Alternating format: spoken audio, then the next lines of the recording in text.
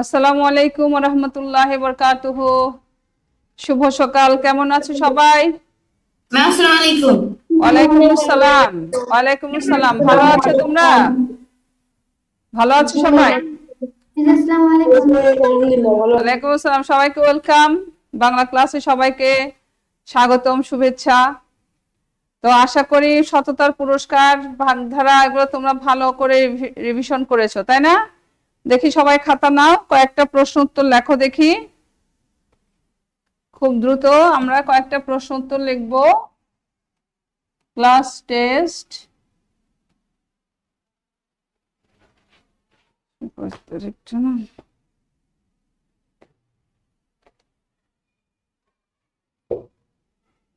Class test Bangla লেখো সবাই, class test Bangla.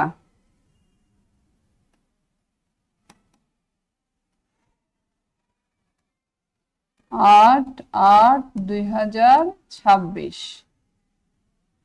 সহজ প্রশ্ন দিব, সহজ উত্তর দিবে। সততার পুরস্কার কার লেখা?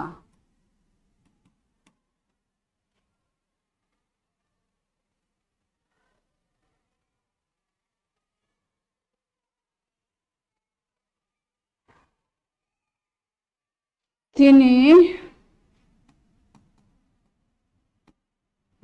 তিনি ছোটদের জন্য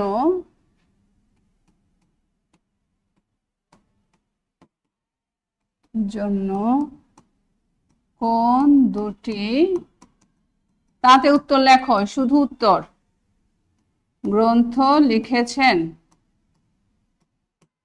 3 নম্বর প্রশ্ন, তার সম্পাদিত পত্রিকার নাম কি?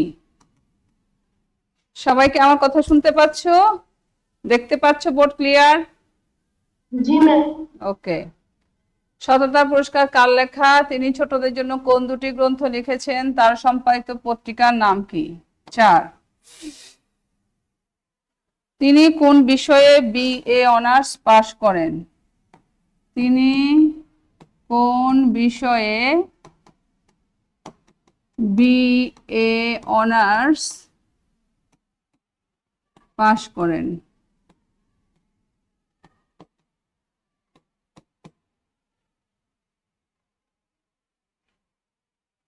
তারপর লেখো 5, তিনি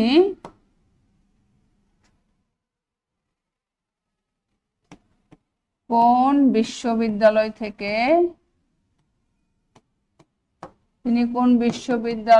থেকে পিএইচডি ডিগ্রি লাভ করেন?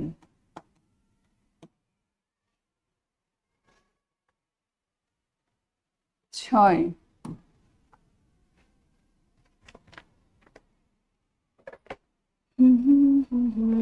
এগুলোর উত্তর লেখো দ্রুত।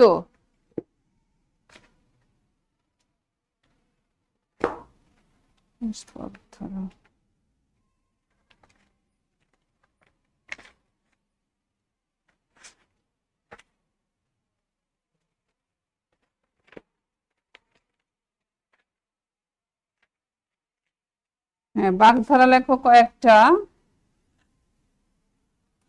অকাল কুষ্মাণ্ড অর্থ কি?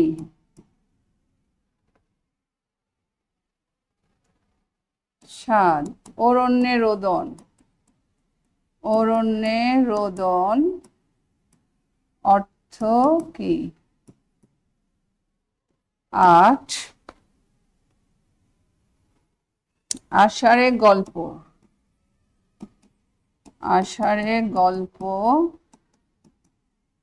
অর্থ কি? 9,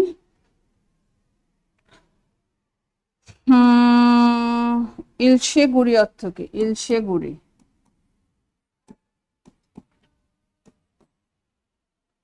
ইলশে গুড়ি অর্থ কি? 10 নম্বর আরেকটা থেকে প্রশ্ন দেই।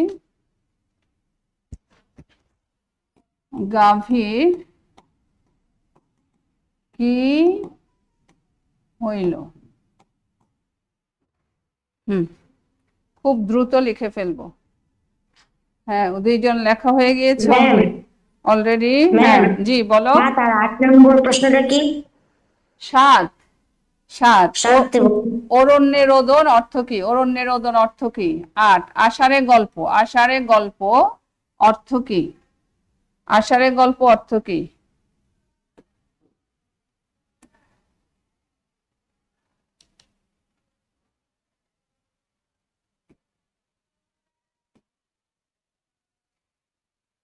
এক নম্বর প্রশ্ন, সততার পুরস্কার কার লেখা? ছোটদের জন্য কোন দুটি গ্রন্থ লিখেছেন? তার সম্পাদিত পত্রিকার নাম কি? তিনি কোন বিষয়ে BA অনার্স পাশ করেন? কোন বিশ্ববিদ্যালয় থেকে PhD করেন? আর এই বাগধারাগুলোর অর্থ লেখো। আশা করি সবাই লিখে ফেলেছে, অনেকেই লিখে ফেলেছে, ভেরি গুড, খুব দ্রুত লিখেছে সবাই। এখন আমরা দেখি সবাই কি সব লিখতে পেরেছি? কারো কোনো বাকি নেই তো? আচ্ছা, ভেরি গুড, সবাই লোয়ার হ্যান্ড করো। এখন আমি তোমাদের অ্যান্সার গুলো ঠিক লিখেছো কি না এগুলা আমরা মিলাবো। সততার পুরস্কার কার লেখা? উত্তর কি হবে? মোহাম্মদ শহীদুল্লাহ। মোহাম্মদ শহীদুল্লাহ। মোহাম্মদ শহীদুল্লাহ, গুড। আচ্ছা, তিনি ছোটদের জন্য কোন দুটি গ্রন্থ লিখেছেন?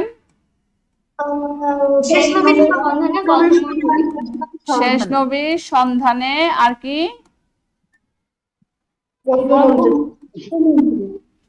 গল্প মঞ্জুরি। গল্প মঞ্জুরি। গল্প মঞ্জুরি বানানটা ঠিক মতো লেখো। আচ্ছা, তার সম্পাদিত পত্রিকার নাম কি? আঙুর। আঙুর। আঙুর, হ্যাঁ। তিনি কোন বিষয়ে BA অনার্স পাশ করেন? সংস্কৃত। সংস্কৃত বিষয়ে। সংস্কৃত বিষয়ে। তিনি কোন বিশ্ববিদ্যালয় থেকে PhD অর্জন করেন?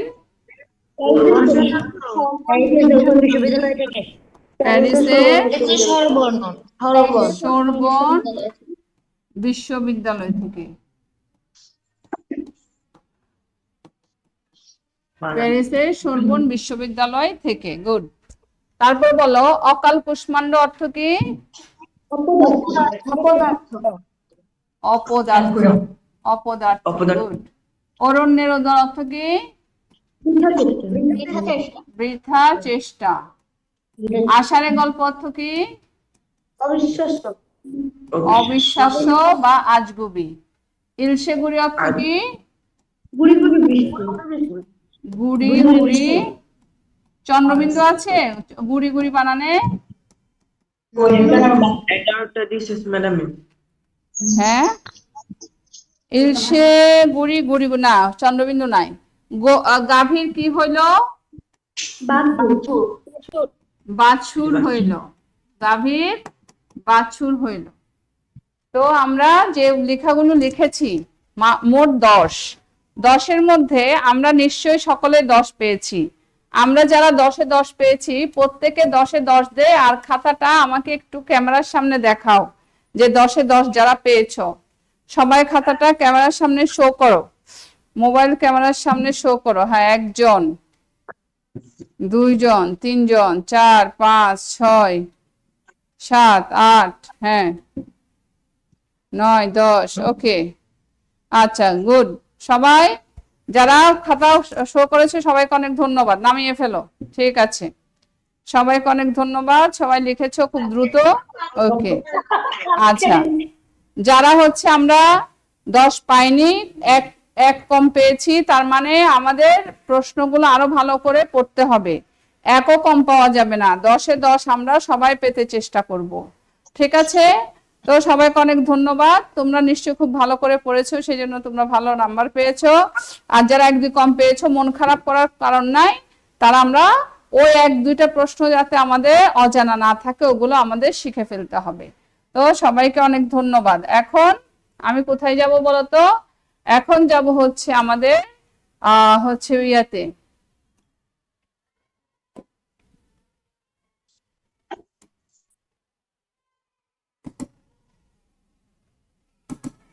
আমাদের পড়ার তালিকায় আজকে কি কি পড়া আছে একটু দেখি। পড়ার তালিকার পড়াটা একটু দেখি। পিডিএফটা কোথায় গেল? মডেল ক্লাস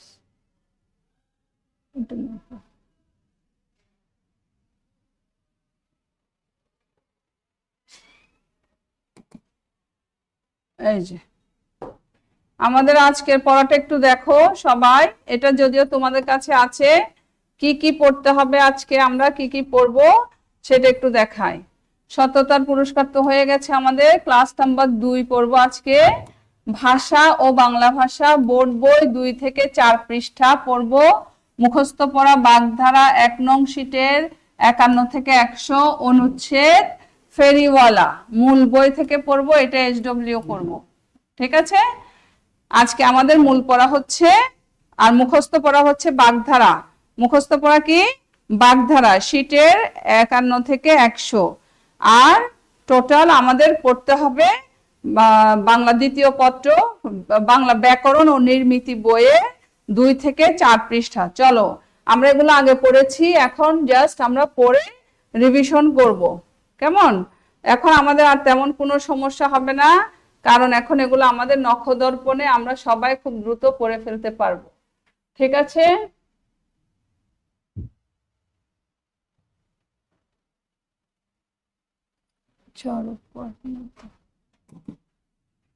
এই যে এই বইটা সবার সামনে নিয়ে নাও। একদম শুরু থেকে আমরা পড়বো ইনশাল্লাহ। 2 থেকে শুরু করো পৃষ্ঠা নাম্বার এই ভাষা ও বাংলা ভাষা।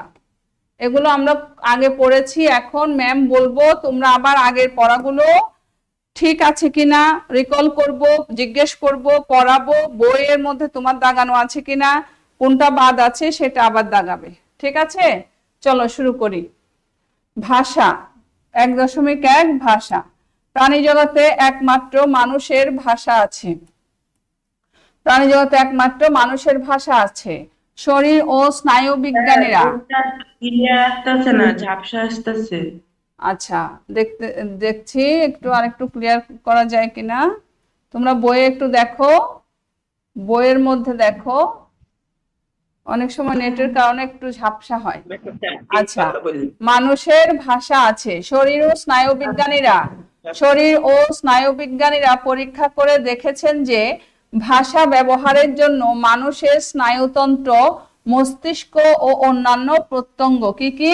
মানুষের স্নায়ুতন্ত্র, মস্তিষ্ক ও অন্যান্য প্রত্যঙ্গ যেভাবে তৈরি হয়েছে অন্যান্য প্রাণীর ক্ষেত্রে তা দেখা যায় না। অর্থাৎ মানুষের স্নায়ু, নার্ভ, মস্তিষ্ক এবং অন্যান্য প্রত্যঙ্গ যেভাবে তৈরি হয়েছে অন্যান্য প্রাণীর ক্ষেত্রে সেরকম না। ভাষার সাহায্যে আমরা কথা বলি। ভাষার সাহায্যে আমরা কি করি?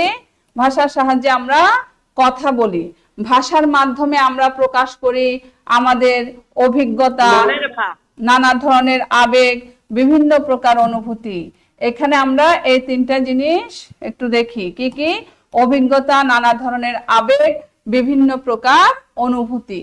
যেমন অনুভূতিগুলোর মধ্যে আছে হিংসা, এগুলো আমাদের আবেগ। হিংসা, বিদ্বেষ, ভালো লাগা ও ভালোবাসা, ঘৃণা, ক্ষোভ ইত্যাদি। এখন তোমাকে যদি বলে আমরা আমাদের হিংসা, বিদ্বেষ, ভালো লাগা, ভালোবাসা কিসের মাধ্যমে প্রকাশ করি? উত্তর হবে কি? ভাষার মাধ্যমে। কিসের মাধ্যমে? ভাষার মাধ্যমে। ভাষার আরো কাজ রয়েছে। ভাষা আমাদের শিক্ষার মাধ্যম। আমাদের শিক্ষার মাধ্যম কি? ভাষা। আমাদের শিক্ষার মাধ্যম হচ্ছে ভাষা। ভাষার সাহায্যে আমরা অন্যের সঙ্গে তর্ক বিতর্ক করি। তর্ক বিতর্ক করার সময় আমরা কি ব্যবহার করি? ভাষা ব্যবহার করি। ভাষাকে দেশ গঠনের হাতিয়ার হিসেবে গ্রহণ করা হয়, এটা পরীক্ষায় আসে। ভাষাকে দেশ গঠনের কি বলা হয়? হাতিয়ার। ভাষাকে দেশ গঠনের হাতিয়ার হিসেবে গ্রহণ করা হয়। এখন দেশ গঠন বলতে আমরা কি বুঝি? দেশ গঠন বলতে দেশের ও মানুষের উন্নয়ন বুঝায়, উন্নয়ন ও অগ্রগতিকে বুঝায়। দেশের উন্নয়ন বলতে কি বুঝায়? দেশের ও মানুষের উন্নয়ন এবং অগ্রগতিকে বোঝায়। এই অগ্রগতি বা কল্যাণ সাধন কিভাবে করা যাবে, কিভাবে দেশের মানুষের মঙ্গল করা সম্ভব, সেসব কথা ভাষার মাধ্যমে মানুষের কাছে তুলে ধরতে হয়। ভাষা দুই প্রকার। ভাষা কয় প্রকার? দুই প্রকার। একটি হচ্ছে মৌখিক ভাষা, আর একটি হচ্ছে লিখিত ভাষা। ভাষার মূলত কয় প্রকার? দুই প্রকার। আমরা মুখে বলি আর ভাষা লিখি, দুই প্রকার। তাহলে এখানে কঠিন কিছু নাই, শুধু রিডিং পড়তে হবে। আর ওই যে ম্যাডাম যেখানে যেখানে তোমাদেরকে দাগিয়ে দিয়েছি ওই সব জায়গা থেকে প্রশ্ন আসতে পারে, ওই টপিকগুলো ভালো করে মুখস্থ করতে হবে। এবার আসো ভাষার উপাদান। কিসের উপাদান? ভাষার উপাদান। আমরা যখন কোনো জিনিস হচ্ছে তৈরি করব, তখন আমাদের বিভিন্ন উপকরণ উপাদান প্রয়োজন হয়। আচ্ছা, এখন দেখো ধ্বনি।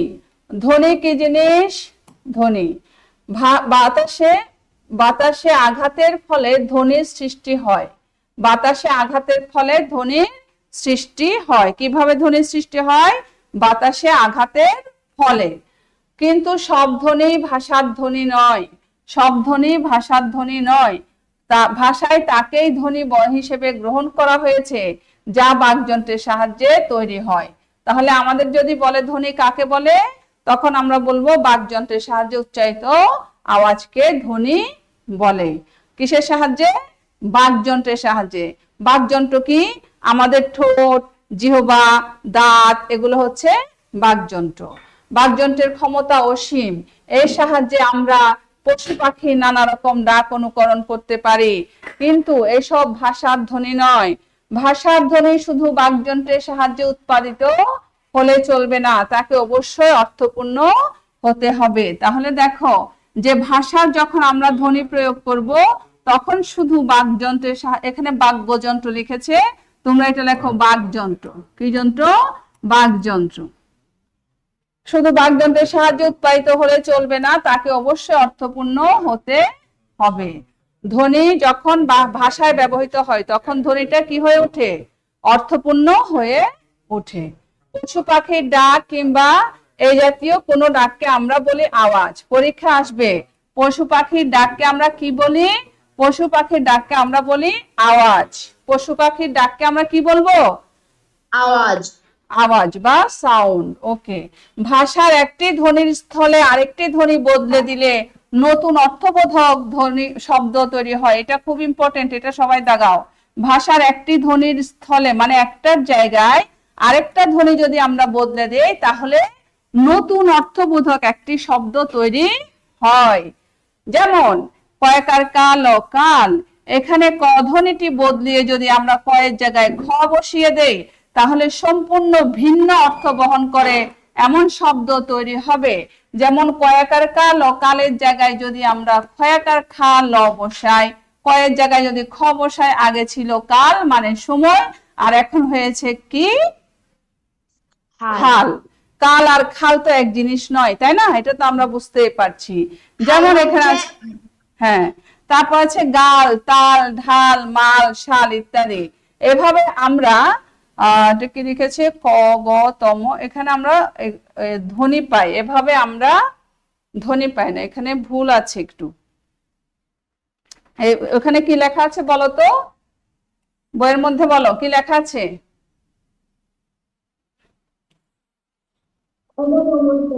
হ্যাঁ ম্যাম, বইয়ের মধ্যে একইটাই লেখা আছে। একই না? আচ্ছা, তাহলে এখানে আমরা এখানে বলছে এই যে এখানে খ গ ত এই যে তাহলে বা সম, এখানে এইটাই আছে। ঠিক আছে, এই ধ্বনিগুলো পায়া, অর্থাৎ ভুল না, আমি ভেবেছি এটা মিস্টেক হয়েছে, না, এখানে হচ্ছে এই ধ্বনিগুলো দিয়েছে। ধ্বনির উপলব্ধি ভাষাভাষীদের মনে রয়েছে। ধ্বনির উপলব্ধি কি রয়েছে? ভাষাভাষীদের অন্তর। অর্থাৎ এই ধ্বনিগুলো যখন আমরা ব্যবহার করতে হয় তখন কাউকে জিজ্ঞেস করতে হয় না, বলো তো এখন আমি কি বলবো, বলতো এখন আমি কোন ধ্বনিটা বলবো, এগুলা কাউকে বলে দিতে হয় না, ভাষাভাষীরা নিজেরাই এটা বুঝতে পারে, এবং স্বাক্ষর ও নিরক্ষর সব মানুষই তা জানে, বোঝে ও ব্যবহার করে থাকে। আচ্ছা, তাহলে আমরা বুঝলাম ধ্বনি কি, ধ্বনি কিভাবে উচ্চারিত হয়, ভাষায় কখন আমরা ধ্বনি কোনগুলোকে বলবো, কোনগুলোকে আমরা ধ্বনি বলবো না, আর ধ্বনি যদি একটা জায়গায় অন্যটা বসায় তাহলে কি হবে, ধ্বনি বদলে যাবে। আচ্ছা, তারপর আসো শব্দ। শব্দ, ধ্বনির পরে কি, ধ্বনির পরবর্তী স্টেপ কি, ধ্বনির পরে গঠিত হয় শব্দ, ধ্বনি মিলে কি তৈরি হয়, শব্দ তৈরি হয়। এক বা একাধিক ধ্বনি মিলে শব্দের সৃষ্টি হয়। এই যে এখানে সুন্দর করে লেখা আছে, যেমন মানুষ, মানুষ একটা কি ধ্বনি না শব্দ, বলতো মানুষ এটা কি শব্দ না ধ্বনি, এটা হচ্ছে মিস, আমি যদি শব্দ। বলি যে এখানে 5টি ধ্বনি আছে, এখানে কয়টি ধ্বনি আছে, 5টি। মানুষ, ম যোগ আ যোগ দন্তন্য যোগ রস্য যোগ তালব্যস্য। হ্যাঁ, মানুষ, ঠিক আছে, মানুষ, এখানে মোট কয়টি ধ্বনি আছে, লক্ষ্য করো এই উদাহরণের শেষ ধ্বনিটি বোঝাতে তালব্যস্য লিখে প্রথম বন্ধনীতে মূর্ধন্য ষ লেখা হয়েছে। মনে রাখতে হবে মূর্ধন্য ষ ধ্বনি নয়, বর্ণ। আচ্ছা, দেখো আমরা যখন মানুষ বানান লিখি তখন লিখি ময়কার ম দন্তস্কন্য তালব্যস্য মানুষ, কিন্তু এটা যখন আমরা ধ্বনি ব্যবহার করব তখন আমরা এখানে কি লিখেছি, তালব্যস্য। আমরা যখন ধ্বনি আর বর্ণ পড়ব তখন আমরা দেখব ব্যঞ্জন বর্ণ হচ্ছে 39টি, ধ্বনি হচ্ছে কয়টি, 32টি। সো তখন আমাদের কি হবে, তখন আমরা বুঝবো ধ্বনি একটু কম, তোমার বর্ণ একটু বেশি, অর্থাৎ সব বর্ণ ধ্বনি নয়। তাহলে মূর্ধন্য ষ, এটা এই শটাকে আমরা তালব্যস্য ধ্বনি দিয়ে প্রকাশ করি, পরীক্ষা এটা আসে যে কেন মূর্ধন্য ষ ধ্বনি নয়, এটা আমরা লিখব, কারণ আমাদের সব ভাষার সব বর্ণকে ধ্বনি হিসেবে ধরা হয় না। আচ্ছা, এরপর আছে দেখো বাক্য। শব্দ, ধ্বনি গেল, ধ্বনির পরে কি আসলো, শব্দ। এখন শব্দের পরে আমরা কি পড়ছি দেখো, বাক্য। তাহলে এখন দেখো যেগুলো হচ্ছে ভাষার উপাদান, ভাষার উপাদান 4টি।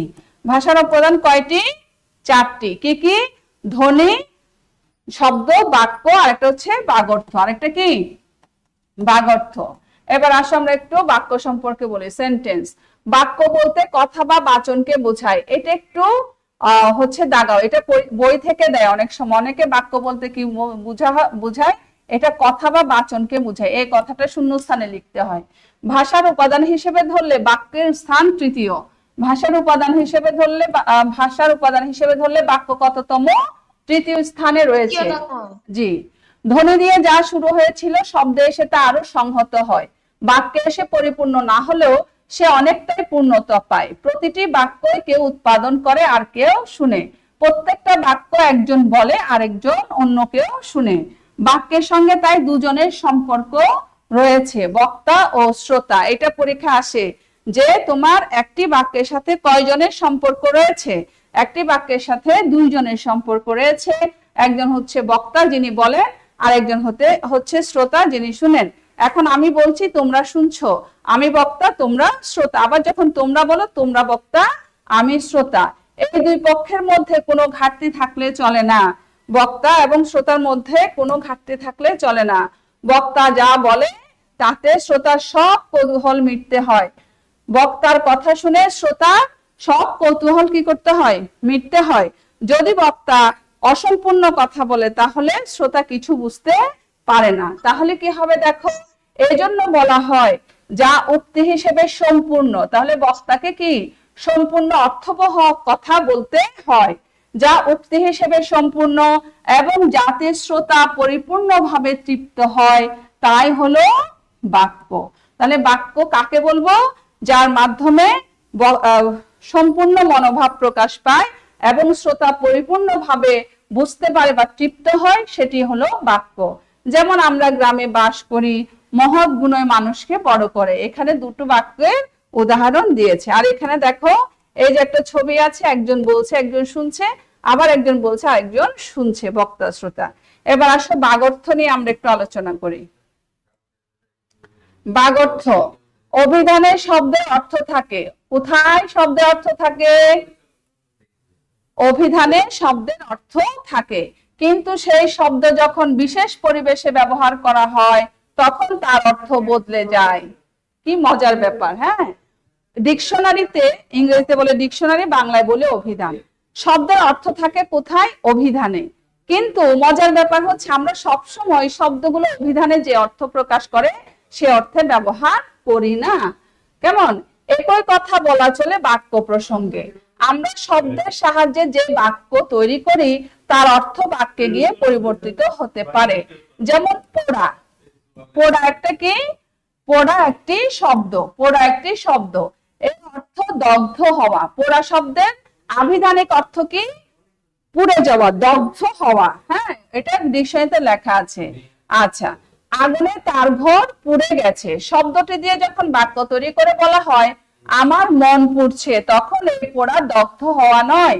ভাষার শব্দ বাক্যের এসব অর্থের আলোচনাকে বলা হয় বাগর্থ। যখন আমরা বলি যে হচ্ছে আমার মন পুড়ছে, তখন কি আমার মন আসলে আগুনে দগ্ধ হচ্ছে? তখন কি বোঝায়? তখন বোঝায় আমার মন খারাপ লাগছে, হ্যাঁ, কারোর জন্য আমার মনে খুব খারাপ লাগছে, এই অর্থটা প্রকাশ করে। তাহলে পোড়া শব্দের অর্থ সেখানে দগ্ধ হওয়া বোঝায় না। তোমরা এই লাইনটা একটু লেখো, ভাষার শব্দ ও বাক্যের এইসব অর্থের আলোচনাকে কি বলা হয়? বাগর্থ বলা হয়।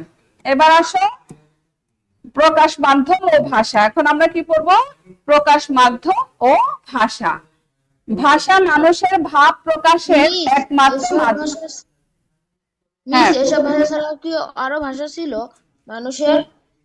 হ্যাঁ, হ্যাঁ, আমরা যে মুখের ভাষা বলতাম, এই ভাষা ছাড়া কি আরো ভাষা ছিল? হ্যাঁ, আমরা পড়তেছি, এগুলো নিয়ে এখানে আলোচনা আছে, একটু দেখি। হ্যাঁ, এখানে অনেক আলোচনা আছে, এগুলো দেখবো। এখানে গুলা আগে দেখি। ভাষা মানুষের ভাব প্রকাশের একমাত্র মাধ্যম নয়, অর্থাৎ শুধু যে মানুষ ভাষার মাধ্যমে, মুখের ভাষার মাধ্যমে কথা বলে তা না। কি করে?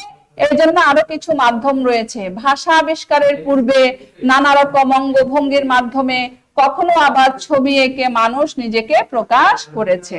তাহলে মুখে কথা বলার আগে মানুষ বিভিন্ন অঙ্গভঙ্গির মাধ্যমে, ছবি এঁকে বিভিন্ন ভাবে তার মনের ভাব প্রকাশ করেছে। এই জন্য নানা ধরনের চিহ্ন এবং সংকেত ব্যবহার করা হয়েছে। আমরা মুখ বা চেহারায় নানা ভঙ্গি করে হাসি, কান্না, বিস্ময়, জিজ্ঞাসা ইত্যাদি বোঝাতে পারি। মাথা নেড়ে হ্যাঁ বা না বোঝাতে পারি। এই জাতীয় ভাষাকে বলে অঙ্গভঙ্গির ভাষা। তাহলে অঙ্গভঙ্গির ভাষা কাকে বলে? কি আমরা মুখ বা চেহারা যে নানা ভঙ্গি করে অথবা মাথা নেড়ে ইশারায় যেগুলো বোঝায় সেগুলোকে বলা হয় কি? অঙ্গভঙ্গির ভাষায়। কি কি? এই যে মুখ বা চেহারা নানা ভঙ্গি করে হাসা, কান্না যে বোঝানো হয়, বা মাথা নেড়ে হ্যাঁ বা যে না বুঝাতে পারি, এগুলোকে বলা হয় অঙ্গভঙ্গির ভাষা। রাস্তায় দেখা যায় ট্রাফিক পুলিশ হাতের ইশারায় গাড়ি থামায়, আবার চলার নির্দেশ দেয়। রাস্তার দুপাশে অনেক নির্দেশ থাকে, কোন দিকে গাড়ি চলবে, কোন দিকে গাড়ি চলবে না, রাস্তা সোজা না বাঁকা, পথচারী কিভাবে রাস্তা পার হবে, ইত্যাদি। যারা কথা বলতে ও শুনতে পায় না তাদের আমরা বলি মূক ও বধির। এটা একটু দাগাও। যারা কথা বলতে ও শুনতে পায় না তাদের আমরা কি বলি? মূক ও বধির। তাদের ব্যবহারের জন্য এক ধরনের ভাষা আছে। তাদের আঙ্গুল ব্যবহার করে কখনো, এই যে হাতের আঙ্গুল ব্যবহার করে কখনো আঙ্গুল মুখে ছুঁয়ে, কখনো আবার হাত মাথায় উঠিয়ে, কখনো বুকে হাত দিয়ে তারা তাদের ভাব প্রকাশ করে। ঠিক আছে? ভাষার মধ্যে এই যোগাযোগও পড়ে। একে বলে সংকেত ভাষা। একে বলে কি? সংকেত ভাষা বা ইশারা ভাষা হিসেবেও তা পরিচিত।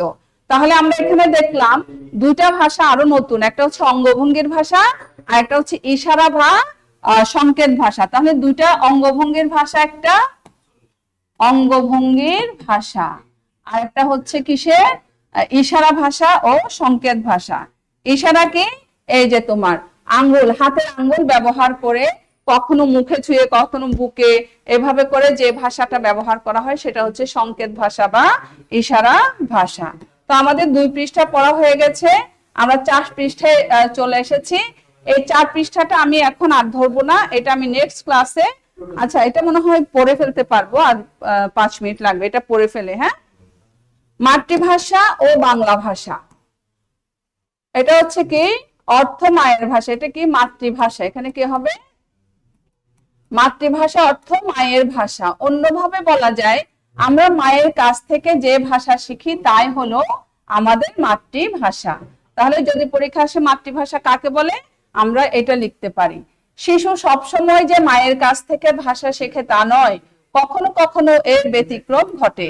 মায়ের মতো যে শিশুকে প্রতিপালন করে কিংবা জন্মের পর থেকে যার সেবা ও যত্নে শিশু বেড়ে ওঠে তার ভাষায় শিশু প্রথম শিখে। বাঙালি মায়ের সন্তান জন্মের পর থেকে স্প্যানিশ বা জার্মান ভাষী মায়ের পরিচর্যায় বড় হলে তার প্রথম বা মাতৃভাষা কখনো বাংলা হবে না। বুঝতে পেরেছো? তবে স্প্যানিশ বা জার্মান।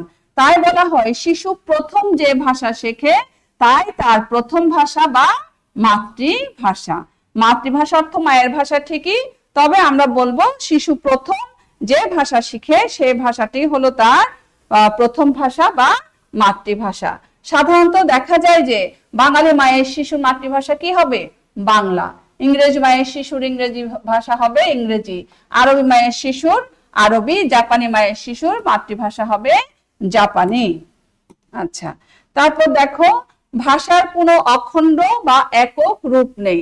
ভাষার কোনো অখণ্ড বা একক রূপ নেই, অর্থাৎ ভাষা একটা সামগ্রিক ব্যাপার। হ্যাঁ, এটার কোনো কি নেই, খণ্ড খণ্ড রূপ নেই, এটা অখণ্ড। একই ভাষা নানা রূপে ব্যবহৃত হয়, অর্থাৎ একটা ভাষায় পরিবর্তিত হয়ে নানান রূপে ব্যবহৃত হয়। ভাষার এসব রূপ ও বৈচিত্র্য নিচে আলোচনা করা হলো। আচ্ছা, তাহলে আজকে আমাদের এতটুক পর্যন্ত পড়বো, উপভাষাটা পড়ে আমরা শেষ দিয়ে দিব, কেমন? চট্টগ্রামে একটা ভাষা বলবেন। জি জি, আপনি যে বলছেন চট্টগ্রামের ভাষায় বলবেন একবার। আচ্ছা বলেন আগে নাই। পড়া শেষ করি, তারপরে আগে তো আমাদের লেসন শেষ করতে হবে, তারপরে অতিরিক্ত সময় থাকলে তখন আমরা ওইসব এক্সট্রা কথাগুলো বলবো, কেমন? আগে আমাদের লেখা পড়াটা শেষ করি। উপভাষা বা আঞ্চলিক ভাষা। উপভাষা বা আঞ্চলিক ভাষা, একই ভাষা যারা ব্যবহার করে তাদেরকে বলে একই ভাষাভাষী বা ভাষিক সম্প্রদায়। এটা একটু দাগাও, এটা খুব ইম্পর্টেন্ট। একই ভাষাভাষী বা ভাষিক সম্প্রদায় বলতে কি বোঝায়? এটার অর্থ হচ্ছে যারা, যেসব মানুষেরা একটা ভাষায় কথা বলে, একই ভাষা ব্যবহার করে, তাদেরকে একসাথে বলা হয় একই ভাষাভাষী বা ভাষিক সম্প্রদায়। আমরা যারা বাংলা ভাষায় কথা বলি তারা সকলে বাংলা ভাষী সম্প্রদায়ের অন্তর্গত। সকলের বাংলা আবার এক নয়। ভৌগোলিক ব্যবধান, যোগাযোগ ব্যবস্থা, সমাজ গঠন, ধর্ম, পেশা ইত্যাদি কারণে এক এলাকার ভাষা থেকে অন্য এলাকার ভাষায় পার্থক্য সৃষ্টি হয়। এটা আমাদের একটু খুব গুরুত্বপূর্ণ ভাবে মনে রাখতে হবে। কি, কেন ভাষার পার্থক্য সৃষ্টি হয়? এই যে দেখো, ভৌগোলিক ব্যবধান, এক একজন এক এক অঞ্চলে বসবাস করে, যোগাযোগ ব্যবস্থা, সমাজ গঠন, ধর্ম, পেশা ইত্যাদির কারণে এক এলাকার ভাষা থেকে অন্য এলাকার ভাষায় পার্থক্য সৃষ্টি হয়। ভৌগোলিক ব্যবধান বা অঞ্চল ভেদে, এটা দাগাও, ভৌগোলিক ব্যবধান বা অঞ্চল ভেদে ভাষার যে বৈচিত্র্য তাই হলো উপভাষা। এই ভাষাকে আঞ্চলিক ভাষাও বলা হয়ে থাকে। এই পরীক্ষা আসবে উপভাষার আরেক নাম কি? আঞ্চলিক ভাষা। আর আঞ্চলিক ভাষা বা উপভাষা কাকে বলে? যে ভৌগোলিক ব্যবধান বা অঞ্চল ভেদে যে ভাষার পার্থক্য তৈরি হয় সেটাকে বলা হয় উপভাষা। আমাদের প্রতিটি জেলার ভাষায় বৈচিত্র্যপূর্ণ, আমাদের প্রত্যেক জেলায় নিজস্ব উপভাষা রয়েছে। উপভাষার কথা বলা মোটেও দোষের নয়। উপভাষা হলো মায়ের মতো। এটা একটু দাগা, উপভাষা কিসের মতো? উপভাষা হলো মায়ের মতো। মাকে আমরা শ্রদ্ধা করি, নিজ নিজ উপভাষাকেও আমাদের শ্রদ্ধা ও সম্মান করতে হবে। নিচে বাংলাদেশের কয়েকটি উপভাষার পরিচয় দেওয়া হলো। এখন এখানে যে কয়টা অঞ্চলের ভাষা আছে এগুলো ছাড়া আমাদের দেশে কিন্তু আরো অনেক উপভাষা প্রচলিত আছে। আর এগুলো আমরা একটু পড়বো, কারণ এখান থেকে একটা লাইন পরীক্ষায় দিয়ে বলবে এটা কোন অঞ্চলের ভাষা। যেমন এখানে খুলনা আর যশোর একটা কথা বলে তারা, খুলনা যশোর এই কথা কি বলে? একজন মানসির দুটো ছাওয়াল সিল, একজন মানসির দুটো ছাওয়াল সিল। বগুড়া একজনের দুই বেটা সইল আসিল। দেখো এখানে বলে হচ্ছে ছাওয়াল, এখানে বলছে বেটা সইল, ঠিক আছে? রংপুরে কি বলছে? একজন মানুষের দুইকনা বেটা ছিল, দুইকনা, দুটো বেটা ছিল। ঢাকা একজন মানুষের দুইটা পোলা আছিল, একজন মানুষের দুইটা পোলা আছিল। ময়মনসিংহ একজনের দুই পুত আছিল। সিলেট এক মানুষের দুই পোয়া আছিল। চট্টগ্রাম অজ্ঞা মানুষের দুও পোয়া আছিল। নোয়াখালী একজনের দুই হুত আছিল। এরা আন্নারা বুঝছেন নি? আন্নারা বুঝছেন নি ব্যাগকে? আন্নাগুলো কেউ নাই নোয়াখালীর ভাষায় কথা কইয়ের, বুঝছেন নি? একদিন আর চট্টগ্রামের ভাষা শুনাইম আন্নে করে, ঠিক আছে?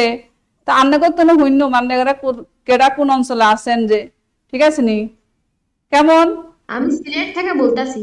ও আন্নের ধন্যবাদ, থ্যাংক ইউ ভেরি মাচ।